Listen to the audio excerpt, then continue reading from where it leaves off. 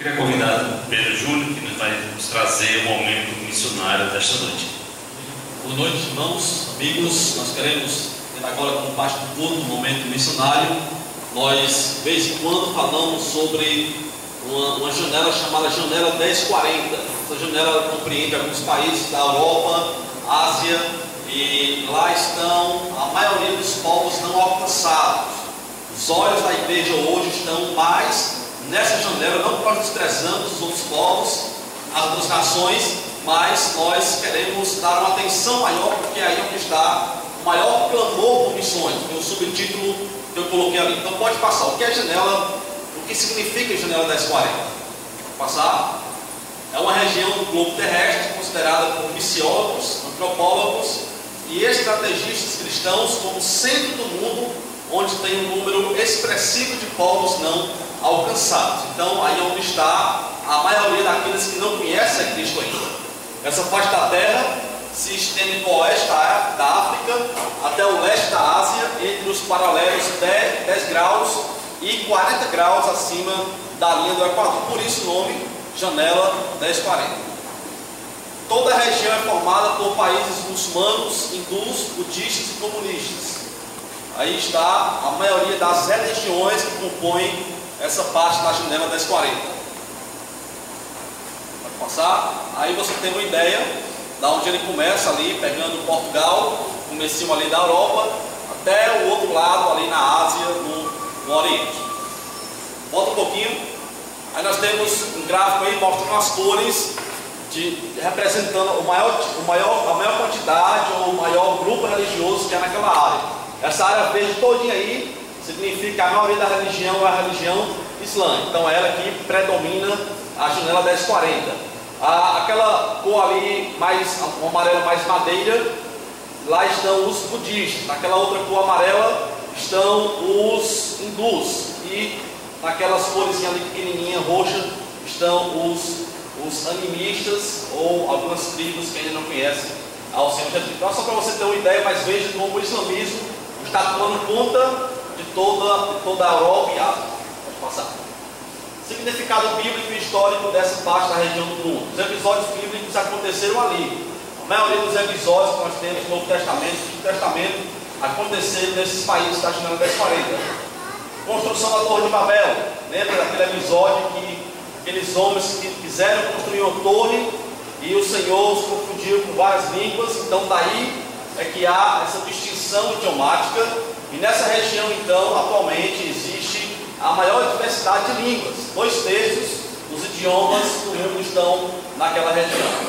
Cristo, um episódio importante, nasceu nessa região também.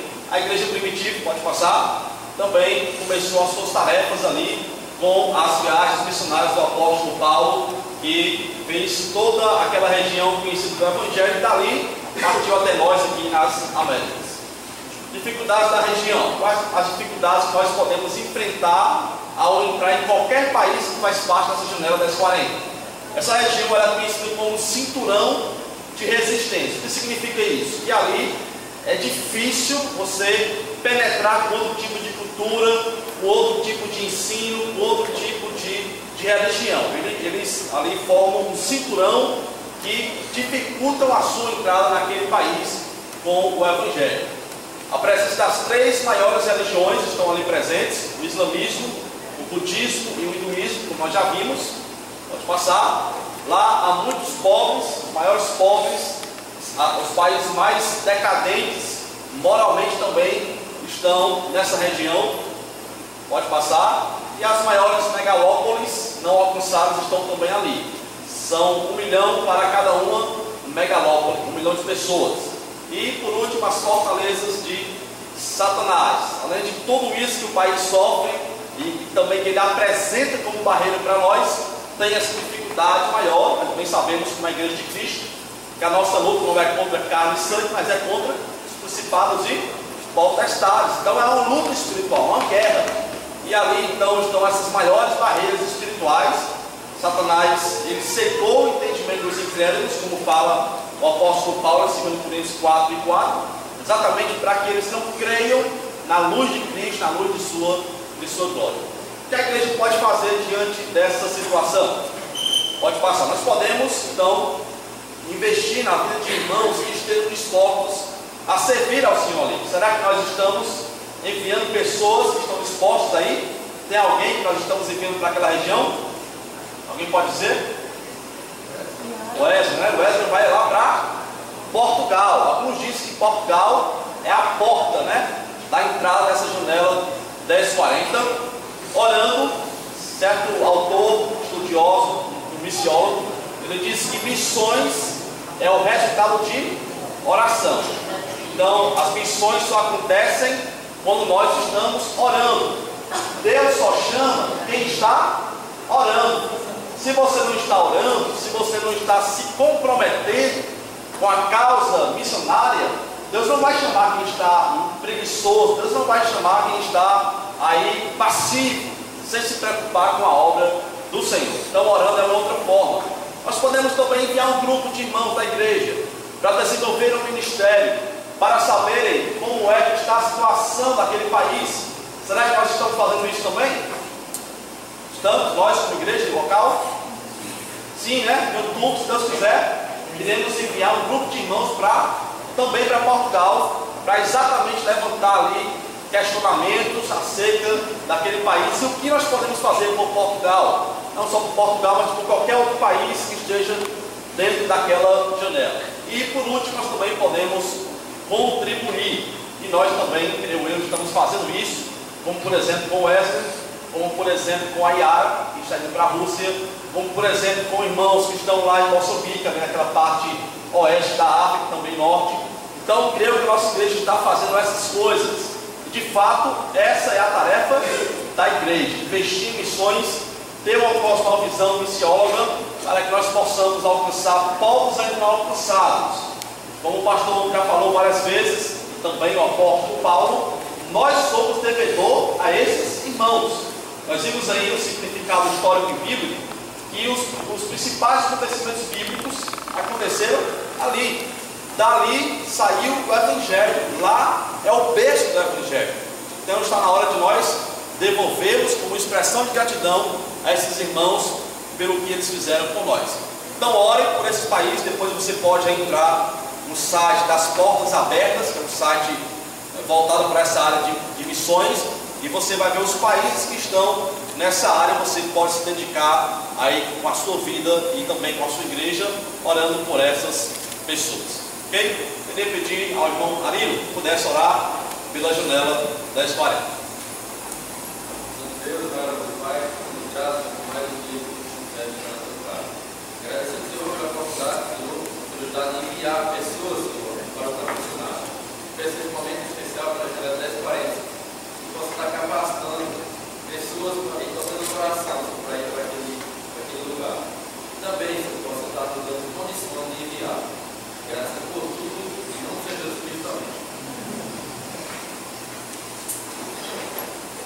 Diz assim a palavra do Senhor: pagai a todos o que der devido, a quem tributo, a quem imposto, a quem respeito, a quem honra. Hoje é um dia de alegria para a gente. Hoje estamos às vésperas do aniversário do nosso pastor Fabiano. Com toda a sua potência, ele vai fazer 4.0, tudo forte, 40 aninhos aí, ele já disse, não é mais esconderijo, não adianta mais esconder. Então, vamos ter no momento do nosso culto algumas homenagens merecidas. Queria convidar a Rebeca aqui.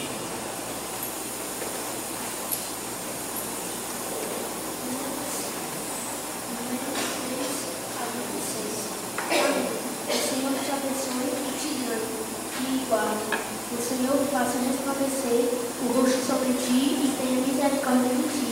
O Senhor sobre ti levante o rosto e dê a paz. Parabéns pelo seu dia. Também os adolescentes, queria convidar os adolescentes.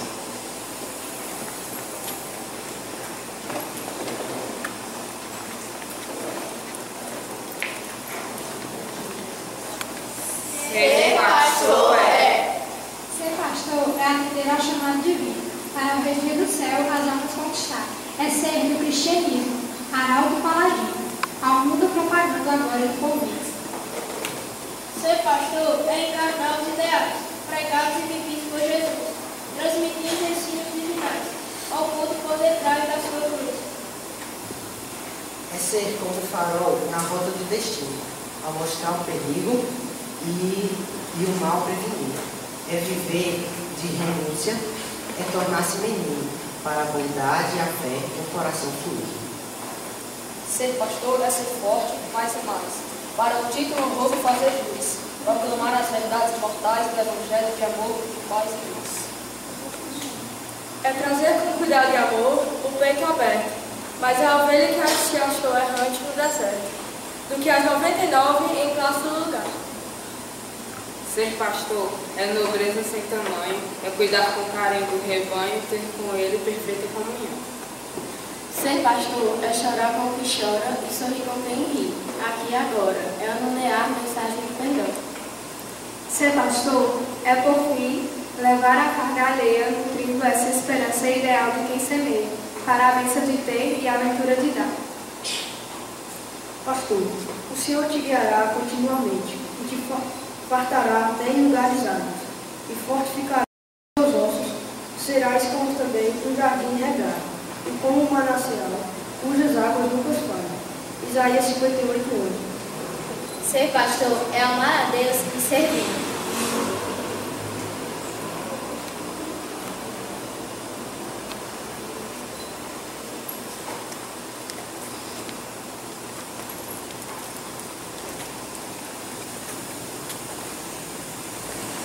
Queria convidar agora os jovens da nossa igreja, que terão participação também.